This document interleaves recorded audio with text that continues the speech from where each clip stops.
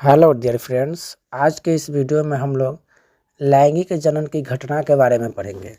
लैंगिक जनन की 3 घटना है: निषेचन पूर्व घटना, निषेचन और निषेचन पश्च घटना।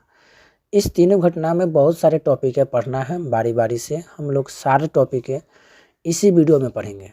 अगर आप लोगों ने जीवों में जनन पहला चैप्टर नहीं पढ़ा है तो इससे संबंधित 2 वीडियो हम पहले बना चुके हैं। आप चैनल पे जाके उस दोनों वीडियो को देख सकते हैं।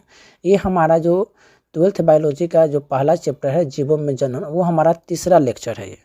और इस लेक्चर में हम लोग लैंगिक जनन की घटनाएं जो 3 है, निषेचन पूर्व घटना, निषेचन और निषेचन पश्च घटना, इन तीनों को विस्तृत रूप से हम लोग पढ़ेंगे। और ये भी जानेंगे कि कौन से क्वेश्चन हैं जो आपके बिहार बोर्ड 2025 में आने की संभावना है या आशाएं हैं, इस पर भी हम लोग बातें करेंगे। तो आप देख सकते हैं कि लैंगिक जनन की जो घटनाएं हैं वो 3 हैं। पहला है निषेचन पूर्व घटना, प्री फर्टिलाइजेशन इवेंट। निषेचन के पहले घटित होने वाले घटना को निषेचन पूर्व घटना कहते हैं।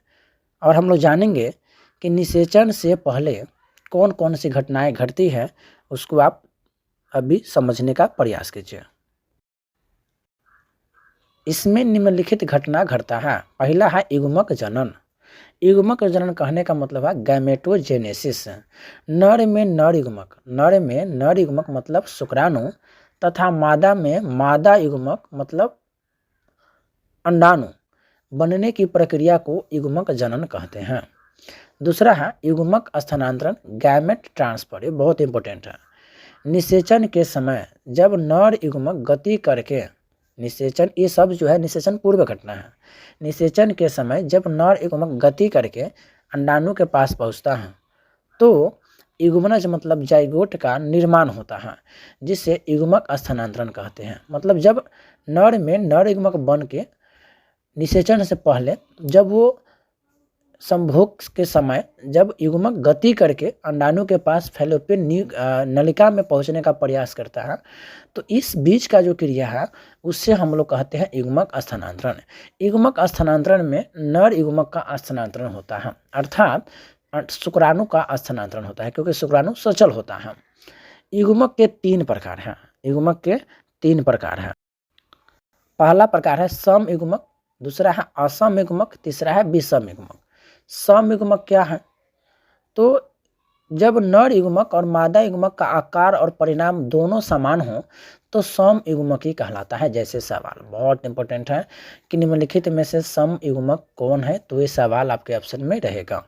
दूसरा है असम युग्मक, जब नर और मादा युग्मक का आकार समान और परिणाम भिन्न भिन्न होता है। जब आकार समान हो और परिणाम भिन्न भिन्न हो तो उसे असम युग्मक ही कहलाता है।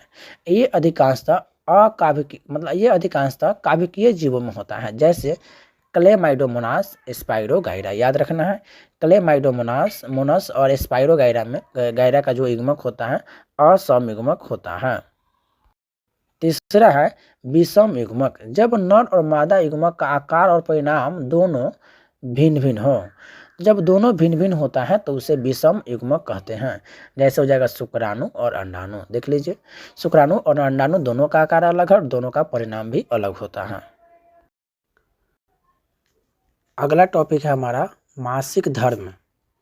इसी का नाम है रज्जुवृत्ति, रज्जुधर्म, माहवारी, ऋतुस्राव चक्र। एक और नाम है आतर्व चक्र। तो जितना भी नाम बताए हैं सभी एक ही नाम है, अंग्रेजी में कहते हैं मेंस्ट्रुअल साइकिल। ये क्वेश्चन बहुत इंपॉर्टेंट है आपके लिए।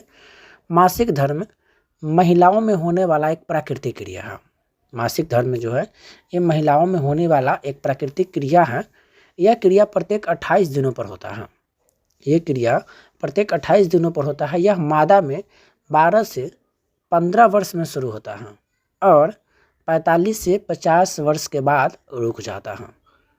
मासिक धर्म के प्रत्येक 14वें दिन एक परिपक्व अंडाणु अंडाशय से निकलकर फैलोपियन नलिका में यानी फैलोपियन ट्यूब में पहुंचता है और वहां शुक्राणु का इंतजार करता है। इधर गर्भाशय अपनी दीवार को चिकना और स्थूल बनाता है। कहने का मतलब है जब मासिक चक्र होता है तो प्रत्येक 14वें दिन एक परिपक्व अंडाणु अंडाशय से निकलकर फैलोपियन नलिका में पहुंचता है और वहां शुक्राणु का इंतजार करता है। उसी क्रम में क्या करता है गर्भाशय, जब निषेचन की क्रिया हो जाए तो उसके द्वारा जो जाइगोट बनेगा उसे सुरक्षित करने के लिए गर्भाशय की दीवार को चिकना बनाता है ताकि भ्रूण का सुरक्षित रखा जा सके। लेकिन जब निषेचन की क्रिया नहीं होता है तो गर्भाशय की दीवार टूटने लगता है, जिसके तहत खराब रक्त योनि के द्वारा शरीर से 2 से 3 दिनों तक बाहर निकलता है। इसी सभी को हम लोग बोलते हैं मासिक धर्म। कहने का मतलब है कि यह स्त्रियों में होने वाली एक प्राकृतिक क्रिया है। यह प्रत्येक 28 दिनों पर होता है। यह 12 से 15 वर्ष में शुरू होता है और 45 से 50 वर्ष में खत्म होता है। प्रत्येक 14वें दिन एक परिपक्व अंडाणु क्या करता है, अंडाशय से बाहर निकलकर फैलोपियन नलिका में पहुंचता है, जहां पर शुक्राणु का इंतजार करता है। उसी क्रम में गर्भाशय क्या करता है, वह उस भ्रूण को सुरक्षित रखने के लिए गर्भाशय को दीवार को चिकना बनाता है खून के द्वारा। लेकिन जब निषेचन की क्रिया नहीं होता है तो वो अंडाणु निष्क्रिय हो जाता है और इधर गर्भाशय की दीवार टूटने लगता है और उसी क्रम में जो खराब रक्त होता है वो मादा के योनि के द्वारा 2 से 3 दिनों तक बाहर निकलता है, जिसे ही हम लोग मासिक धर्म कहते हैं। अगला टॉपिक है हमारा मध्य चक्र एस्टोरियस साइकिल। नन प्राइमेट स्तनधारियों में होने वाले चक्र को मध्य चक्र कहते हैं। मध्य चक्र की क्रिया के लिए कोई निश्चित समय नहीं होता है, जैसे घोड़ा, कुत्ता, गाय, भैंसी, इस सभी में जो है मध्य चक्र होता है। नन प्राइमेट स्तनधारी कहने का मतलब हुआ घोड़ा, कुत्ता, गाय, भैंसी, ये सब। मनुष्य, घोड़ा, बिल्ली, गाय इत्यादि सभी जो है एक लिंगी जीव है, ये भी आपको याद रखना है। अगला है अनिषेक जनन पार्थेनोजेनेसिस। अनिषेक जनन पार्थेनोजेनेसिस क्या है, तो अनिषेक जनन की एक ऐसी विधि है जिसमें बिना निषेचन के ही अंडाणु परिपक्व होकर नया जीव बनता है। मतलब इसमें निषेचन होने के लिए कोई आवश्यक नहीं है, बिना निषेचन के ही अंडाणु क्या होता है, परिपक्व होकर एक नया जीव बनता है। जैसे नर मधुमक्खी, ततैया, छिपकली और कुछ पंछी में जो है अनिषेक जनन होता है। तभी हम लोगों ने पीछे जो भी बातें पढ़ा, जैसे युग्मक जनन, युग्मक स्थानांतरण, उनके युग्मक के प्रकार, मासिक धर्म, मध्य चक्र, अनिषेक जनन, ये सभी जो घटना है निषेचन के पूर्व घटना है, इसीलिए सभी को हम लोग निषेचन पूर्व घटना में पढ़े हैं। दूसरा हमारा था लैंगिक जनन की जो घटना है उसका दूसरा हम लोग का है निषेचन। तो निषेचन यहाँ पे लिखा गया है, इसका परिभाषा लिखना भूल गए हम। निषेचन का मतलब होता है जब नर युग्मक मतलब मान लीजिए ये हमारा नर युग्मक है और प्लस में ये हमारा मादा युग्मक है, जब दोनों का आपस में संलयन होता है, जब दोनों आपस में मिलता है तो उसी क्रिया को हम लोग बोलते हैं निषेचन। और इस निषेचन के दौरान एक जाइगोट बनता है, जो जाइगोट एक कोशिकीय होता है और इसकी जो संरचना है द्विगुणित होता है। तो आप लोग जान गए कि निषेचन क्या है, तो जब नर युग्मक और मादा युग्मक का आपस में संलयन होता है तो उसे निषेचन कहते हैं। निषेचन के फलस्वरूप जाइगोट बनता है और जाइगोट जो है एक कोशिकीय जीव है और संरचना उसके द्विगुणित है। निषेचन के 2 प्रकार हैं, आंतरिक निषेचन, बाह्य निषेचन, इंटरनल फर्टिलाइजेशन और दूसरा है एक्सटर्नल फर्टिलाइजेशन। तो आइए जानते हैं कि आंतरिक निषेचन और बाह्य निषेचन क्या है। आंतरिक निषेचन और बाह्य निषेचन का हम डायरेक्ट अंतर लिखा दिए हैं और दोनों आपका जो है इसी से क्लियर हो जाएगा। यह निषेचन मादा शरीर के अंदर होता है, यह निषेचन मादा शरीर के बाहर होता है। यह मुख्यतः स्तनधारी जीवों में होता है, यह मुख्यतः जलीय जीवों में होता है।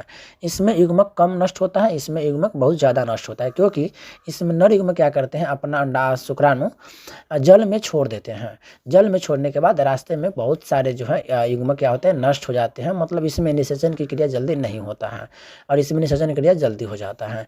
जैसे हो जाएगा सांप, मनुष्य, गाय, बिल्ली, ये सभी जो है आंतरिक निषेचन करता है, लेकिन मछली, मेढक, शैवाल, सीप, ये जितने भी है सभी बाह्य निषेचन करते हैं। मतलब जो जल में रहता है अधिकांशतः वो बाह्य निषेचन करता है और जो स्तनधारी जीव है जो अपने बच्चे को दूध पिलाता है वो सभी जो है आंतरिक निषेचन करता है।